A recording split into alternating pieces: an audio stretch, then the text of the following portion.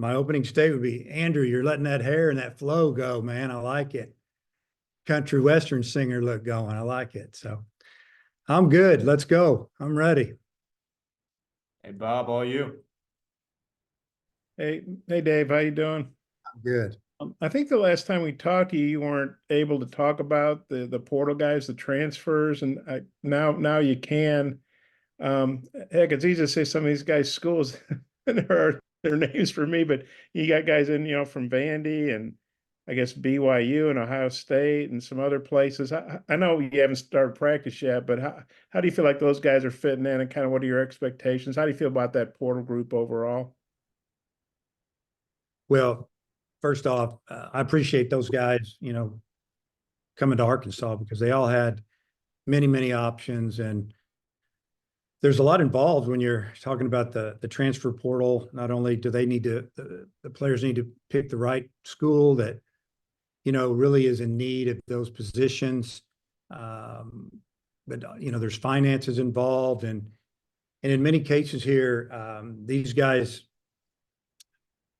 they came here and they could have made more money other places, and feel very fortunate that they really evaluated their situation as far as development and just what we have to offer here. And they're going to make a big impact on our team. That's what I see so far, not really naming names. I mean, we feel like that we plugged in some depth, some holes, got a couple of experienced starting pitchers to mix in with our really good staff. Position player wise, we brought in a couple infielders and a couple outfielders, maybe three outfielders, and it's so far so good. But we got to go out and practice and put them in game situations, and we don't expect it to be over the top good, but guys got to continue to get better. We're excited to see what we've got. I guess Jimenez, hopefully I'm saying his name right. Where all do you see him playing? So you're talking about our pitcher? I'm sorry, I meant the guy from Vandy, Cozell. Am I? Yeah, Cozell. He's a second baseman. Swings the bat, left-handed hitter, really strong. Was in and out of the lineup as a freshman. It's hard to do at this level. I see him being a second baseman, and I see him playing a lot. He's got a lot of competition, but things always have to be earned everywhere you go. So he's an infielder, and he can also play outfield. Obviously, he can DH, and those are some things he did at Vanderbilt. Would him and Souza compete at second, or was there maybe a possibility to move Souza to first or something, or third, or? I think you just said everything that could happen. Souza can move to the outfield. He could play second base. Souza can play shortstop. Souza can play third. Really gifted. Made a jump too. You can see it from our first couple of weeks of, skill work. Really, really playing well right now. It's fun to watch him. Thanks. Mm-hmm. Hutch. Yeah, Dave, another one of those transfers you brought in was Aloy's brother from BYU. I know he was mostly a DH out there. I think he played a little bit of first, also listed as an outfielder. Kind of where do you project him playing for y'all? Well, we're going to work him out at first. DH spot is always that possibility. Little different body style than his older brother. Is just thicker, really strong. If you go off of, some of the metrics we've been keeping an eye on, I mean, his exit velocity is the best on the team consistently right now. He hits it hard. I think he might have hit right in the middle of the order for BYU, hit some home runs, 6 or 7, maybe more. Thing was BYU recruited him as a pitcher, number one, and he didn't hit all fall. And went home and they said, we might need you to hit next spring, and something along that line. Came back in the spring. They said, yeah, we need you to hit. So he took a lot of time off from hitting and still cracked the lineup. What he is he's got power, and he's got power everywhere. It's right field, center field, left field. We'll see how that works out, but he's still young. He's only a sophomore. And the exciting thing about Koziel, and some of these guys, they're young. They have 2 years with us at a minimum. So excited to see how it turns out. And you mentioned bringing in a couple of starters. You got Root, and then you also have Landon Beetleshees. I don't know if that's how you pronounce his name. I just call him Landon. That's a good call. I'm curious, those are two elite, guys out of transfer portal starting pitchers. You only got 3 spots in the weekend rotation. You had a bunch of guys coming back from last year's staff. Just how do you convince, multiple guys like that to come in and pitch for y'all? Well, they want to pitch for Coach Hobbs. They like what they've seen from the development of our younger pitchers, or maybe even a guy like Smith who turned down maybe $1 million out of high school and got $8 million. So appreciate those guys because they have some options, many, many, many options. Could have gone to our league. We would have had to try to beat them. And, they came in here because they wanted to be a part of the Arkansas program. And like I said, be with Coach Hobbs. And I think they just want to be on a team with a great pitching staff. And I think that's what we foresee. And one more before I turn it back over. Robinette, one of your guys coming back. How good was it to see him have as productive of a summer as he has? And do you see him more as a third baseman, first baseman, or where do you project him? I see him do both. We work him out at third and first. I think he's really improved at third, played a lot over there in the summer. Made the all-star team out there. He had a really rough place to play, though. He's at Martha's Vineyard. It's tough living over there. But other than that, got to give him credit. He just keeps getting better. And he went and played. He hit some home runs. But really excited for him. And the experience he gained this summer is definitely, it's already paying off. We can see it. Ellis. Yeah, Coach, you guys have had a lot of JUCO guys come in and get drafted, have a lot of success. It seems like Brent Iredale is as high up there and highly regarded as any of them. Just how big of a deal was it to get him to campus, and what have your early impressions have been of him? Yeah, Brent was a guy that, turned down money to come to school here. Obviously, he's put up huge numbers at the junior college level. And, you can say, well, it's junior college, but he still put up the numbers. And he's a good defender. He's a big, strong kid. He's got a lot of power. He can actually really run as well. He's actually, his tools are a little better than I thought they would be. I thought we were looking more of a hitting guy, pretty good fielder. I didn't know he could run like he can. He throws accurate. It was, he's one of about 5 guys that we got through that we didn't think we were going to get him, to be honest with you. And, Justin Thomas is one, and, there's a couple more in there, a couple high school guys, and then getting Kendall Diggs back. And all of a sudden it might've got a little crowded, but we got a little better too. So we'll just let them battle it out.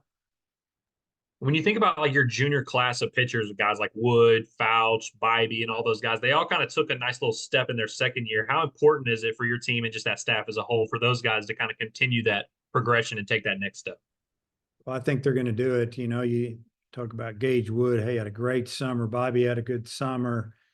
I think these guys, with the competition here, going out and playing summer ball, the experience they've gained as freshmen and sophomores, it just makes you better. Physically, they're in great shape, and they're going to be counted on. We depend on them to be leaders for us, whether it's on the field or off in the weight room. And so far, I like what I've seen from these guys. Dudley. It appears Ryder Helfrich had a big summer. Talk about him a little bit and just your catchers overall that you've got in this year. Yeah, it was fun watching Ryder play this summer. He's tougher than nails, honestly. Very athletic. He can run. Tremendous arm. He's got power. He proved that this summer with a wood bat. I mean, I watched him play 2 games up in the Cape, and both times I went to watch him play, he didn't catch. He just DH'd, hitting the 3-hole, because it was kind of an every other day thing. And I didn't need to see him catch. I know he can catch, but I went and watched some of our other guys as well on those other days. And, he's the front runner, obviously. Like I said, he brings more than just receiving to the game and call in the game. He can really block, can control the running game. He can call pitches and deal with our pitchers. And then on the offensive side, you're getting a guy that made a jump offensively and really started working on some things towards the end of the season and took it into the summer, calmed down his swing a little bit, didn't try to pull everything. And I think he just changed his mindset a little bit, and he had a great summer. It was fun watching him and then following him throughout the summer. And then, we brought in a couple of freshman catchers and then a JUCO catcher that put up huge numbers offensively. That's Elliot Peterson. And then I guess Zane Becker was the guy that we didn't know if he would make it to school. Catchers, high demand, and it's good to see him walk through the door. And then Carson Willis lived here in Northwest Arkansas for a while, and I lived in South Carolina. And getting him here, gave us 2 freshmen, a transfer, and a returner. I think it's a good mix, and just kind of switch those guys out every other scrimmage probably this summer, or excuse me, this fall. But looking back on the summer, those guys, they played, they got better, they got stronger, and now they get to handle these pitchers. And it'll be up to the coaches to really do a good job of developing these young catchers. And hopefully we'll move forward, and we've been so good back there over the years. I don't see that changing. Appreciate it. Mason. Yeah, Coach, I was wondering about Behava. He had such a hot offense in the summer. Just what do you think of the way that he really turned things on with the bat? So got to watch him a couple of times this summer as well. And, he started, if you go back and you watch video of him when he walked in the door, where he had his hands, open stance, big leg kick, this is a guy that hit 350 at Sac State. Didn't see the pitching he saw here, obviously, from the day he walked in here to the time the season was over, facing all the SEC arms and then some really good ones out of league play. And we were talking about just calming it down a little bit. And man, did he make an adjustment this summer from leg kick to, you won't see a whole lot going on there. I watched his batting practice up there the first day up in the Cape, and I got him off to the side, and I videoed it, sent it back. And I said, look to the other coaches, look what's going on here. He's made an adjustment. And at the time he was hitting over 300 and hitting home runs. And I talked to him after BP, and I said, hey, I love what you're doing. He just stayed through the middle, hit line drive after line drive, hit some balls out of the park, dead center, maybe left center, right center. And then in the game, his first at bat, he singles up the middle, then he lined out to short.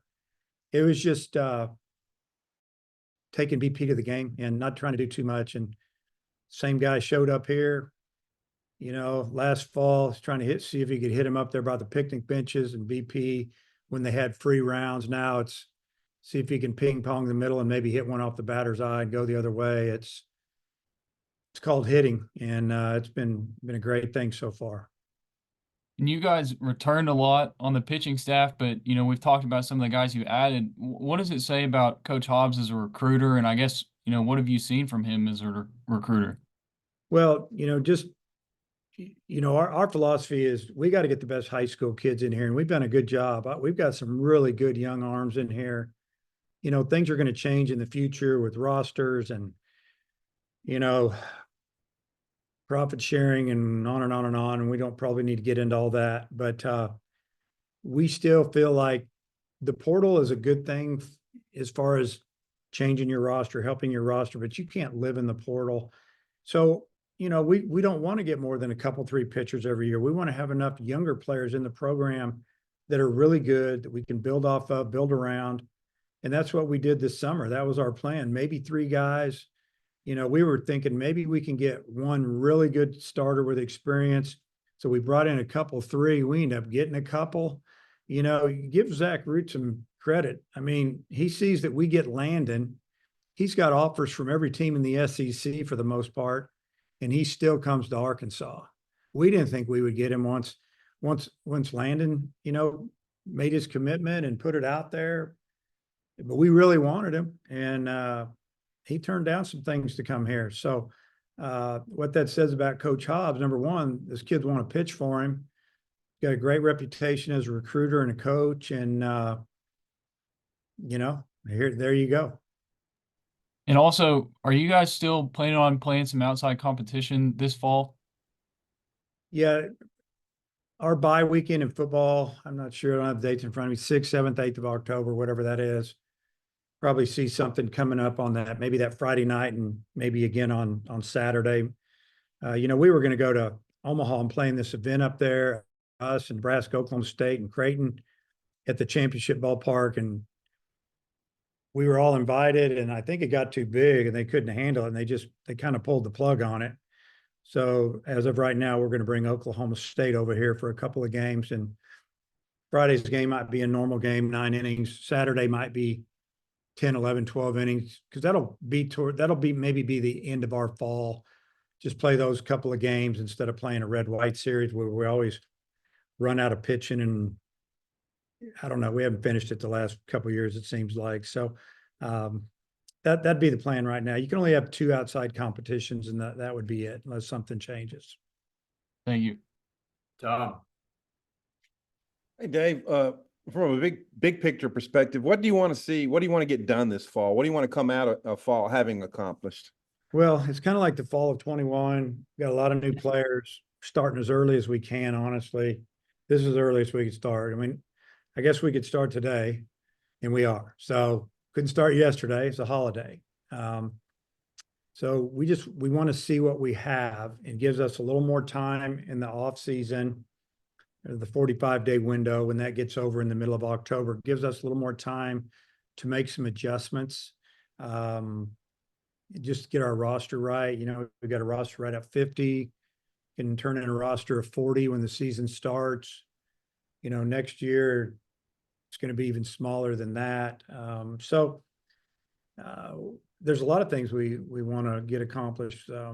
We need to get our infield lined up. We need to figure out who's going to play in that outfield. We've got it's going to be a battle out there, and there's some guys that can swing a little bit. Got some defensive guys. We brought Davlin in, really athletic, and Logan Maxwell can flat out hit. And, Justin Thomas is an outstanding defender that's got, some experience in the SEC, went off to junior college, put up big numbers. That's just to name a few. And, we need to see them hit our pitching.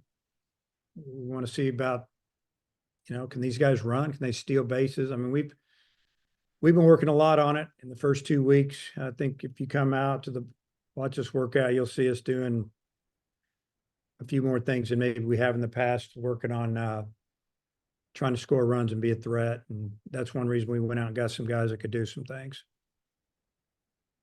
Thanks. Coach and Bob, anything else? I've got a couple more. Sure. Dave, you mentioned, I think the last time we talked to you, that Fouch had come home with an injury. Do you have an update on his status? Yeah, he's good to go. He's good to go. He just tweaked something,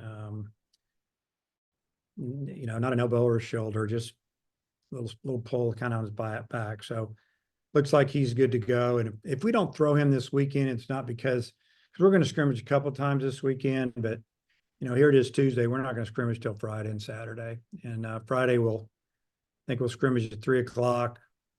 And then Saturday we're going to go early at 9:30. Get as many in as we can before the football game starts. And then Jimenez, I think he missed this past season with an injury. What do you know what the injury was? And is he healthy? Is he good to go? Yeah, he won't be good to go this fall. We're wanting him to be good to go in the spring. I mean, he tweaked his elbow, so he had to get that fixed. And he's big, strong. He would have been their number 2 or number 1 pitcher if he would have been healthy. And we're hoping that he can be healthy this year, and we can either use him out of the pen or as a starter, or if it's not 100%, we'll get him ready for next year. But he's a talent.